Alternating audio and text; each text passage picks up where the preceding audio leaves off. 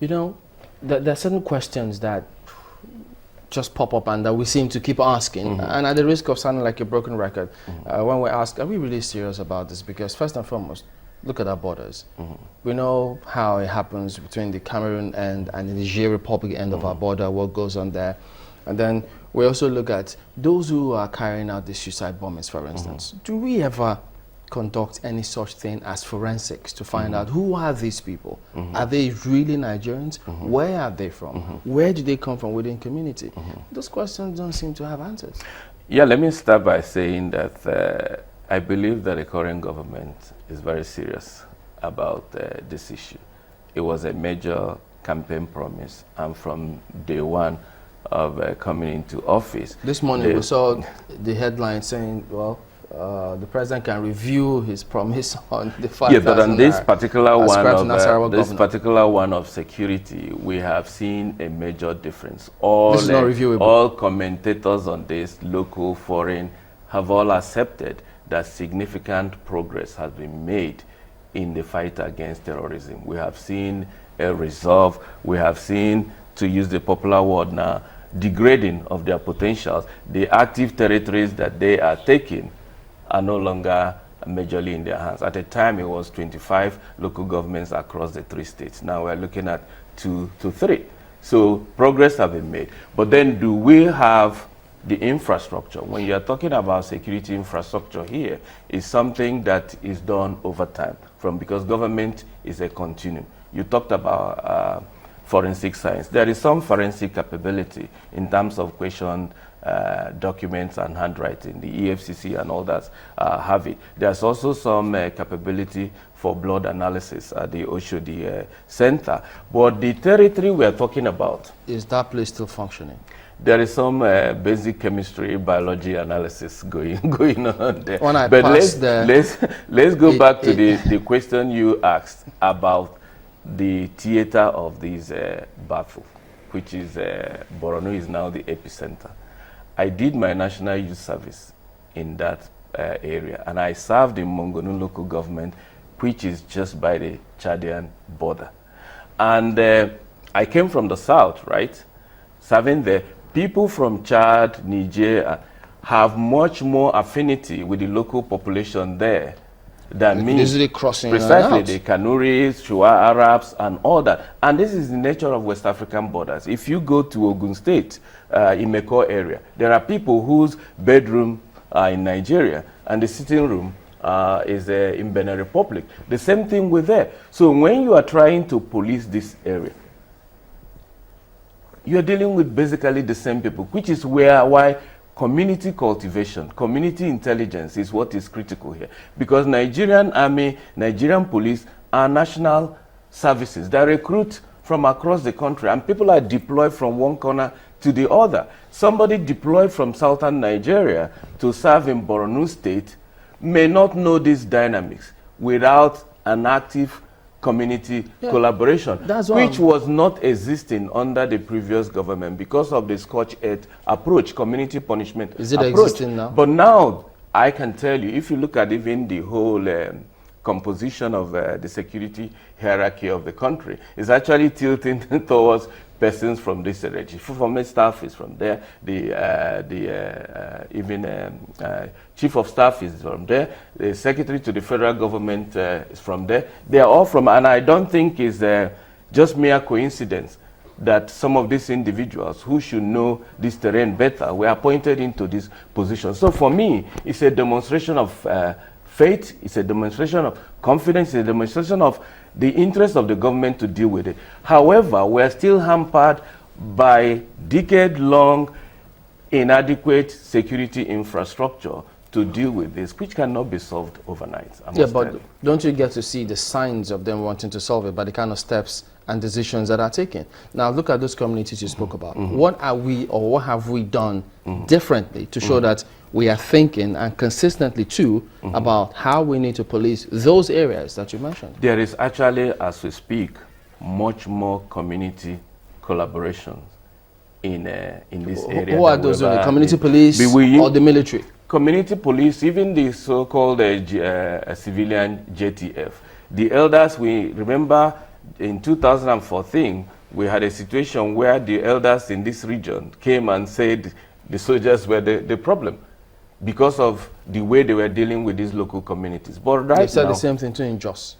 but not we are talking about Borno State here. The Jos own, you have to agree, is actually an active divider in communities. Depending on, sometimes they see the whoever is posted there. If it doesn't come from any ethnic group that they can identify with, the other party will say, oh, this group has influenced this, and it changes from one commander to the other, which is a reflection of the deep division in that community. But if we stay for a second in the northeast situation, in Borno in particular, we have a situation now where the governor is working in close cahoot with the federal government. The security agencies are doing the same. But then we need to communicate actively to the Nigerian people that this is not an overnight thing. We may dislodge Boko Haram from taking territories, but we may not stop them from this guerrilla type attack. Because if we compare it to situations elsewhere in Afghanistan, in Iraq, where we had major deployments and all, they are still attacking till tomorrow. Well, the reason why I brought up that question about, well, yes, you say there's been significant progress, and then about those fine details in terms of who, the identity of those who are carrying out some of those, because many will ask, if you see the pattern, which you somewhat alluded to, the social scenario we find ourselves, lots of jobless ones, percentages also increasing consistently. Now we see the some who say they're herdsmen who are armed, and then you see the scenario in Jos, then you see different states, all sorts of things popping up. You don't know if this is a group, are they metamorphosing into another group, carrying out all those things. That's why, isn't it, we need to get details of persons who are carrying out these things to know if there is a pattern. Yeah, actually in doing that without engaging the community here, who are the ones that will make this differentiation. To you and I, we may not differentiate where a particular dialect of Hausa, Kanuri, Igbo, or Yoruba language is coming from. It's people from there that will be able to tell you, yes, he speaks Hausa, he speaks Kanuri, but the tone, the dialect, is likely to come from Chad, from Niger. The same way I can tell you if I listen to somebody who speaks, I can tell you the person is from Anambra, from Imo, from Abia, from Ebonyi. You may not know. To you, we're all speaking Igbos. So without engagement of that community, which is what a lot of people are talking about, we may not make this differentiation. And it doesn't matter how sophisticated your equipment is. These are soft issues that active engagement will help them solve.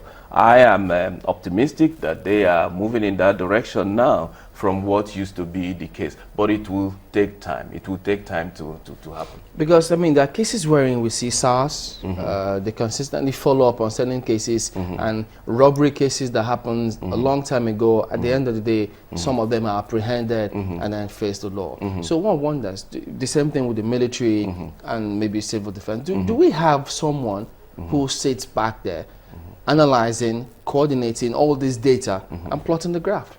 I wouldn't say for the military, because I've not worked nationally very closely with them.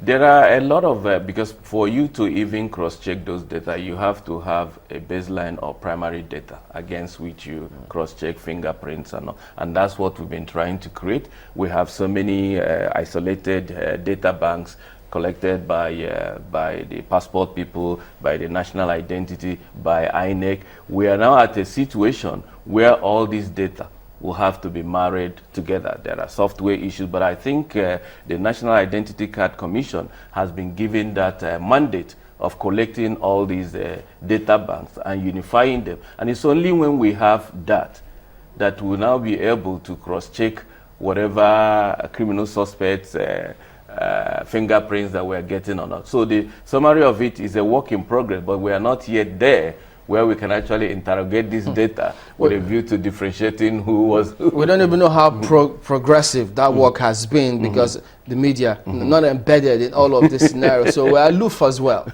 Well, the media has to do investigative journalism to find out, but you also have the Freedom of Information Act to actually request where are we. We don't have to get to that stage. If the country wants the media in on this one, which I imagine they do, because the minister goes, he's met different persons in the media.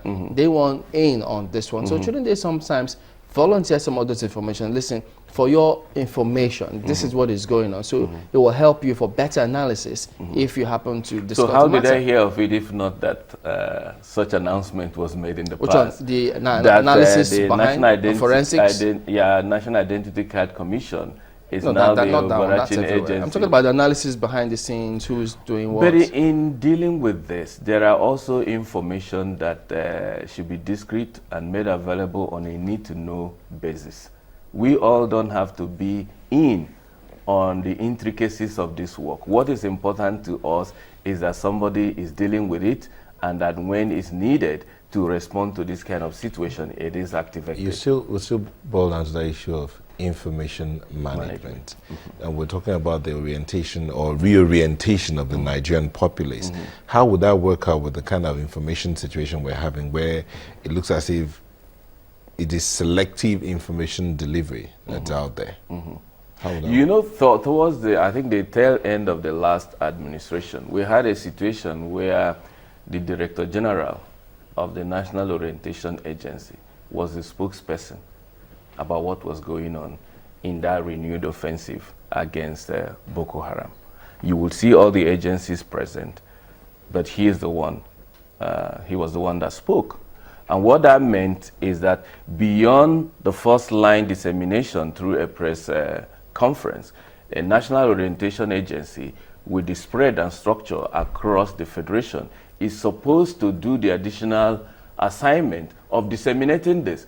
Now it's a question to ask whether the agency did it or not. But the whole idea of appointing the DG of National Orientation Agency to be the unified spokesperson of this whole operation is an intention to do that.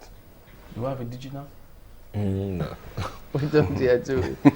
All right, interesting perspective. Innocent Chukwuma is a criminologist, and he's also with the Fourth Foundation. Thank you for coming on this morning. Thanks a lot. All right, we'll be back in a minute. Don't go away.